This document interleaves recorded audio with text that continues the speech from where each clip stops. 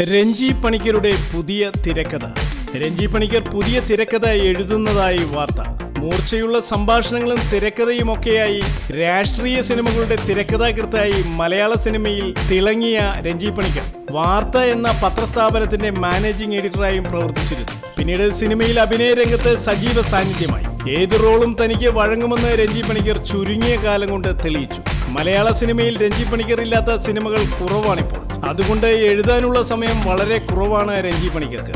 എന്നാലും ഷൂട്ടിങ്ങിനിടവേളകളിൽ വീണു കിട്ടിയ സമയങ്ങളിൽ ഒരു ചരിത്ര രാഷ്ട്രീയ തിരക്കഥ എഴുതി പൂർത്തിയാക്കിയിരിക്കുകയാണ് രഞ്ജി പണിക്കർ.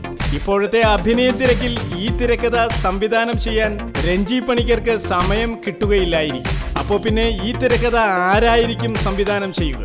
തന്റെ മകനും മമ്മൂട്ടിയെ നായകനാക്കി കസബ എന്ന സിനിമ സംവിധാനം ചെയ്ത സംവിധായകനുമായ നിതിൻ രഞ്ജി പണിക്കർക്ക് വേണ്ടിയായിരിക്കും ഒരുപക്ഷെ രഞ്ജി പണിക്കരുടെ ഈ പുതിയ തിരക്കഥ.